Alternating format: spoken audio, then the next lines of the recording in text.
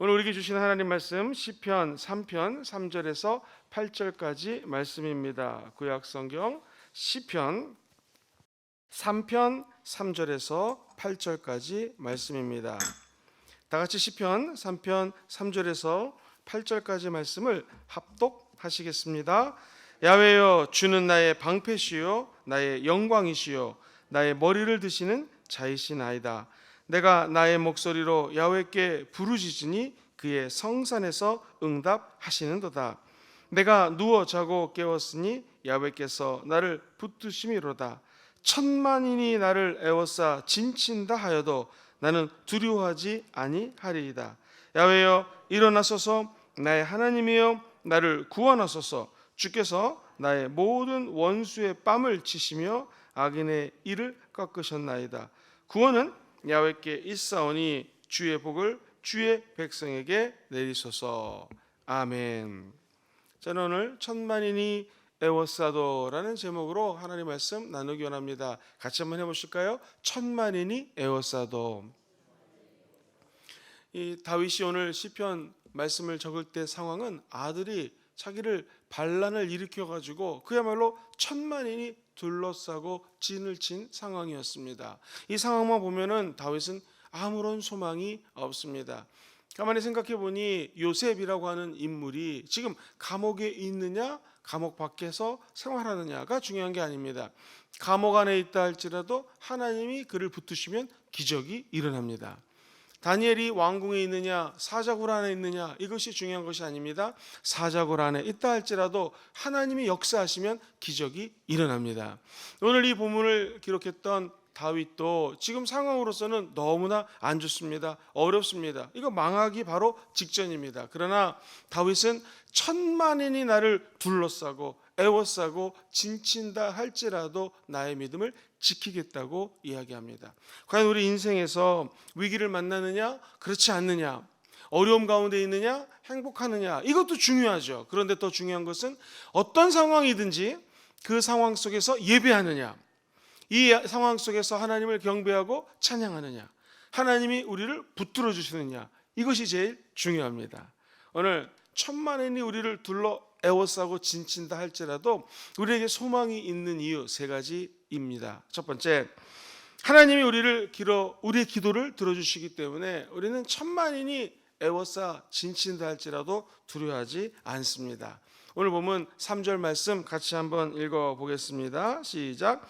야훼여, 주는 나의 방패시요 나의 영광이시요 나의 머리를 드시는 자신이다. 4절. 내가 나의 목소리로 야훼께 부르짖으니 그의 성산에서 응답하시는도다. 그렇습니다. 우리 인간이 살아가면서 느끼는 감정 중에서 두려움, 이거 무시할 수 없습니다. 자전거를 처음 탔을 때 그 두려움, 운전을 처음 하셨을 때 기억이 있으십니까? 두려움. 그리고 어떤 경험해보지 못했던 일들을 처음 경험할 때의 두려움 다 있습니다. 이거 무시할 수 없습니다. 그런데 지금 비록 아들의 반란으로 인해서 천만인이 나를 둘러싸 있는 상황이라 할지라도 하나님은 다시 나를 도와줄 거라는 확신이 다윗에게 있었습니다. 우리도 그런 믿음 있기를 주의 이름으로 축원드립니다. 마치 다윗이 고개를 푹 숙이고 야 이거 어떻게 하면 좋겠습니까? 나에게 소망이 없습니다 할 때에 다윗의 머리를 일으켜 세워주시는 분은 하나님이십니다. 이렇게 많은 대적들을 내가 어떻게 이길 수 있을까 했을 때에 야훼 하나님이 방패가 되어주시고 우리를 이기도록 인도해 주시는 분이라면 우리는 희망을 가질 수가 있습니다. 그래서 다윗은 하나님께 부르짖어 기도하는 것입니다. 사랑하는 성도님들, 어떠한 위기가 다가와도 하나님은 우리 우편에 함께 계십니다. 하나님을 의지하시고 기도할 때 저와 여러분들이 어려움을 극복해 나가게 될 줄 믿습니다.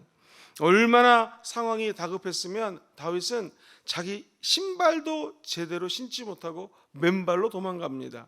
머리도 제대로 단장하지 못하고 아들의 반란을 두려워하면서 도망가게 됩니다. 더군다나 큰 문제는 어떤 지도자든지 그 옆에는 마치 제갈 공명처럼 전략가가 있습니다. 다윗도 한때는 가장 위대했고 가장 하나님의 일을 열심히 도와줬던 아히도벨이라고 하는 조력자가 있었습니다. 마치 제갈량처럼 유비를 도왔던 그런 사람이었습니다. 근데 이 전략가 아히도벨마저 샥 배반을 하고 자기 아들의 반역에 가담을 합니다. 얼마나 힘이 들었겠습니까? 그래서 시편 기자는 이렇게 이야기를 합니다. 천만인이 나를 둘러싸고 있습니다. 더군다나 많은 사람들이 나에게 손가락질하면서 이야기하기를 다윗은 이제 하나님께 구원을 얻지 못할 것이다. 그리고 하나님이 다윗을 버렸다라고 이야기를 합니다. 다윗은 이제 끝났다라는 것이죠. 그러나 기억하십시오. 우리의 머리를 들어주시고 우리의 방패가 되어주시고 우리에게 힘이 되어주시는 분은 하나님이십니다. 우리가 어떻게 할 때 하나님께 나와 부르짖어 기도할 때 주님은 도와주십니다. 오늘 다윗은 이렇게 부르짖습니다. 야훼여 내 목소리로 부르짖사오니. 그렇습니다. 우리의 목소리로 부르짖을 때 주님 응답하십니다. 특별히 어디에서 응답하십니까? 사방으로 우겨싸움을 당한 상황 속에서도 성산에서 응답하십니다. 성산은 두 가지가 있습니다. 이 교회 예배당에 나와 기도할 때 주님이 도와주십니다. 두 번째, 가정교회에서 기도할 때 주님이 도와주십니다. 오늘 인터넷 생중계로 예배드리는 가정에도 하나님의 도우심이 넘치기를 주의 이름으로 축원드립니다. 우리 화명 지성전에도 놀라운 응답이 임하게 될 것입니다. 언제 사방으로 둘러싸움을 당한 절대절명의 위기 가운데서도 기도하면 하나님이 도와주십니다. 이 아히도벨이 하나님을 배반하던 마음으로 다윗을 배반합니다. 정말 어렵습니다. 그런데 다윗에게는 또 다른 도움의 손길이 나옵니다. 바로 후세라고 하는 도움자가 있었습니다. 충성된 신하였는데 이 사람도 마음을 샥 바꾸는 것처럼 해가지고는 압살롬에게 거짓으로 항복합니다. 위장 투항을 합니다. 그리고 두 사람이 건의하는 것을 들어보십시오. 첫 번째, 이 아히도벨이라고 하는 사람은 배반자 아닙니까? 왕이시여 찬습니다. 지금 왕이 되시기 위해서는 다윗 왕을 쳐들어가면 됩니다. 저에게 군사 12,000명만 주십시오. 가서 다윗 왕을 섬멸하겠습니다 라고 얘기를 합니다. 근데 후세라고 하는 사람은 이렇게 조언을 합니다. 압살롬이시여, 다윗 왕 어차피 무너졌습니다. 지금 군사들을 준비해 가지고 힘을 기른 다음에 왕창 전국에서 군사들을 징병해 가지고 쳐들어가면 이깁니다. 왜 그랬을까요? 후세는 다윗 왕에게 시간을 벌어주기 위해서 그랬습니다. 질문 드리겠습니다. 아히도벨의 이야기를 들었을까요? 후세의 이야기를 이 압살롬이 들었을까요? 하나님은 누구의 이야기를 듣게 했을까요? 정답, 후세입니다. 이 시간을 벌어줬기 때문에 결국에 우리가 다 아는 것처럼 다윗 왕은 다시 전략을 짜가지고는 승리를 거두게 됩니다. 그렇습니다. 후세의 이야기를 그럴듯하게 들어주게 하신 분 하나님이십니다. 압살롬이 그 얘기를 듣자 그래, 아히도벨보다는 이 후세의 이야기가 맞구나라고 생각을 하게 되는 것이죠. 결국 우리 인생의 생사화복을 주관하시는 분은 하나님이시라는 것입니다. 전략적으로 볼 때는 아히도벨이 선배님입니다. 엄청난 전략가입니다. 그의 말을 들어야 되는데 하나님이 다른 사람의 이야기를 듣게 하신다는 것이죠. 사랑하는 성도님들, 어려움이 있다 할지라도 힘든 일이 있다 할지라도 우리를 도와주시는 분은 하나님이십니다. 어떻게 하기만 하면 기도하여 부르짖으면 우리의 목소리를 하나님을 찬양하고 하나님께 나와 기도할 때에 주님은 우리의 기도를 들응답하여 주실 줄 믿습니다. 우리 인생을 살다 보면 진짜 어려울 때가 있습니다. 힘이 들 때가 있습니다. 어떻게 하면 될까요? 하나님께 부르짖으면 하나님이 우리의 기도를 들어주십니다. 전혀 생각지도 않는 방법으로 응답해 주십니다. 전쟁의 승패는 군사의 수가 많고 적음에 있지 않습니다. 하나님이 역사하셔야 됩니다. 전략을 기가 막히게 짠다고 승리할까요? 그렇지 않습니다. 하나님이 도와주셔야 됩니다. 하나님의 마음을 감동시키면 됩니다. 그래서 사람의 마음을 감동시키기 전에 먼저 하나님의 마음을 감동시키는 저와 여러분 되시기를 주의 이름으로 축원드립니다. 천만인이 나를 둘러애워 진치고 죽이려 한다 할지라도 하나님께 기도하면 길이 열립니다. 좌우 앞뒤 아무리 길이 없는 것 같아도 기도하고 눈을 들어 하늘을 보면 하늘은 열려 있습니다. 주님이 저와 여러분들을 도와주십니다. 두 번째로, 구원은 하나님께 있음을 알기 때문에 다윗 왕은 천만인이 나를 둘러 진친다 할지라도 두려워하지 않는다고 이야기합니다. 오늘 성경 본문 7절 말씀 같이 한번 읽어보겠습니다. 시작. 야훼여 일어나소서, 나의 하나님이여 나를 구원하소서. 주께서 나의 모든 원수의 뺨을 치시며 악인의 이를 꺾으셨나이다. 8절. 구원은 야훼께 있사오니 주의 복을 주의 백성에게 내리소서. 구원이 누구에게 있다고요? 야훼 하나님께 있습니다. 복을 주시는 분이 누구시라고요? 하나님이 복을 주십니다. 인간의 생사화복은 오직 하나님만이 주관하신다는 것이죠. 천만인이 둘러 에워싸고 진치고 있다는 거, 그거 중요하지 않습니다. 더 중요한 것은 나의 구원은 하나님께 달려있다는 것이죠. 오늘 저와 여러분들이 새벽 제단에 나와 부르짖어 기도하는 것이 있습니다. 우리의 구원이 도대체 어디서 올고 나의 도움이 어디로부터 비롯될고, 눈을 들어 하늘을 보면 저 성산에서 주님 말씀하십니다. 너를 도우시는 자는 천지를 지은 나 야훼 하나님이니라. 오늘 구원이 오직 하나님께 있음을 우리가 알고 아버지께 나와 구원받는 은총이 있기를 주의 이름으로 축원드립니다. 우리가 해야 될 일은 눈을 들어 하늘을 바라보면 됩니다. 그러면 주님이 도와주십니다.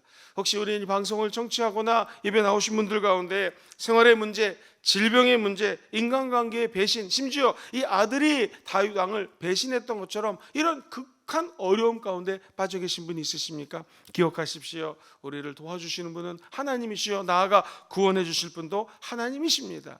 그래서 우리 구원자 예수님은 바로 다윗의 후손으로 오시게 됩니다. 이 대단한 일 아닙니까? 다윗이 구원이 어디로부터 온다는 걸 알았어요? 주께로부터, 하나님께로 온다는 것부터 알았기 때문에 우리 예수님도 다윗의 후손으로 오시게 된 것이죠. 예수를 믿으면서도 많은 사람들이 열등감, 좌절감, 그리고 아무리 기도해도 응답이 없다고 하는 낙심감이 들 때가 있습니다. 왜 그럴까요? 우리는 우리 스스로를 너무나 잘 압니다. 나도 내 스스로를 너무나 잘 알기 때문에 나이가 들면 들수록, 신앙생활하면 할수록 더욱더 느껴지는 것은 우리가 하나님의 아들 예수와 너무나 멀더라는 거예요. 예수님의 깊고 오묘한 그 말씀과 그 놀라운 은혜의 세계와 내 자신의 더럽고 추악한 본성이 너무나 멀기 때문에 예수를 믿으면 믿을수록 우리의 심령이 메마를 때가 있습니다. 갈급할 때가 있습니다. 더 어려워질 때가 있습니다. 그런데 만약 하나님이 하나하나를 다 따져서 너 11조 얼마 했지, 너 예배생활 어떻게 하고 있지, 너 누구를 미워하지 않고 있지, 만약 이걸 다 따져가지고 사랑한다고 하면 여기에서 사랑받을 사람이 어디 있겠습니까? 아마 한 명도 없을 것입니다. 하나님은 저와 여러분들의 행위 때문에, 우리가 드리는 어떤 물질적인 것들, 그리고 삶의 시간적인 투자 때문에 우리를 사랑하는 것이 아닙니다. 아비가 자녀를 무조건적으로 사랑하듯이 하나님은 저와 여러분들을 아무 조건 없이 사랑하십니다. 이게 구원이라는 것이죠. 구원은 내가 잘나서 똑똑해서 어떤 것을 했기 때문에 오는 것이 아니요, 나는 부족하지만, 연약하지만, 쓰러지지만 하나님이 저와 여러분들을 구원해 주신다는 것입니다. 우리가 비록 더럽고 어렵고 죄투성이라 할지라도 오늘 구원이 어디서 오겠습니까? 우리를 사랑하는 하나님이 저와 여러분들을 구원해 주실 줄 믿습니다. 오늘 이 시편 3편은 사실 다윗이 엉엉 울면서 쓴 글입니다. 그리고 시편 3편은요, 비록 힘들고 어렵지만 믿음으로 선포한 글입니다. 모든 사람들이 손가락질하면서 다윗을 욕한다 할지라도, 아니 천만인이 나를 진쳐 애워싸고 있는 상황이라 할지라도 다윗은 노래합니다. 내가 담대할 수 있는 것은 바로 한 가지입니다. 나의 구원이 어디로부터 와요? 하나님께로 오는 것을 알고 있기 때문이라는 것이죠. 마지막 세 번째로, 우리가 천만인이 둘러싸인 환경 가운데서도 하나님을 노래할 수 있는 이유는 참된 보화가 우리 안에 들어있기 때문에 그렇습니다. 예수님 안에 참된 보화, 생명이 들어 있습니다. 고린도후서 4장 8절로 10절은 이렇게 이야기합니다.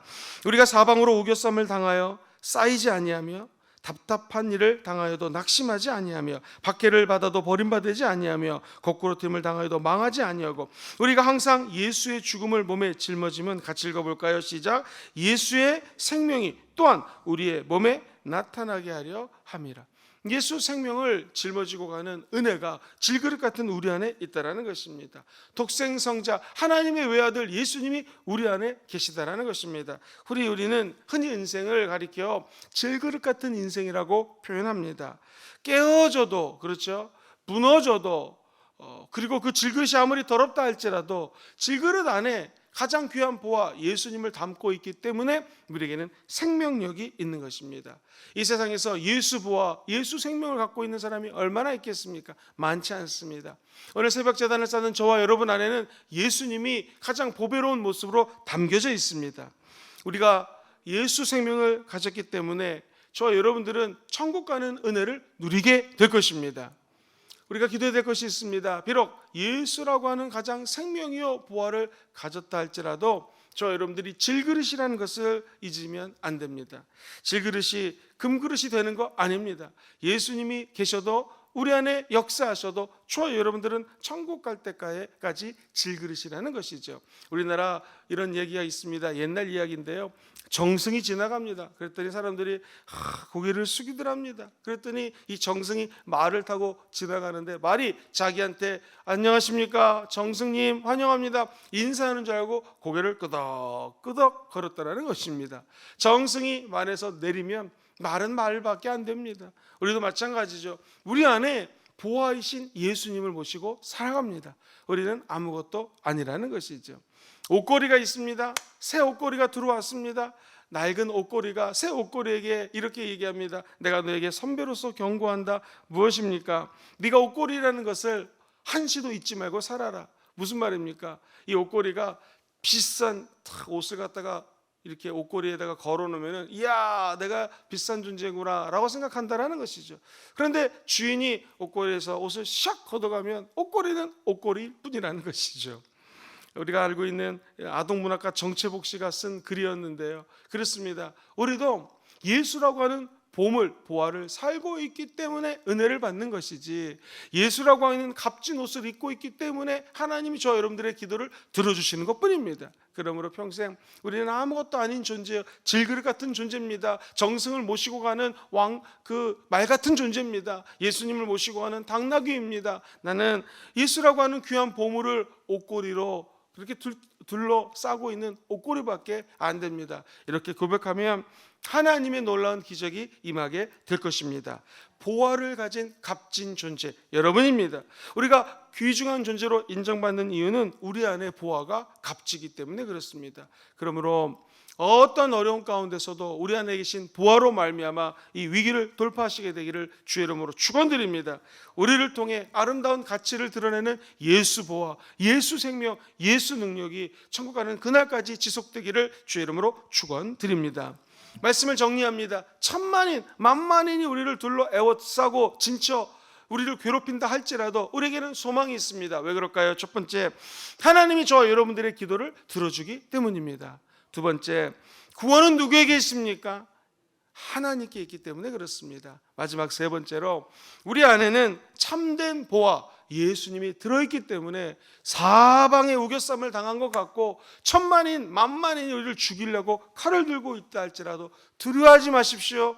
저와 여러분들은 승리할 것입니다. 승리는 우리 하나님께 있습니다.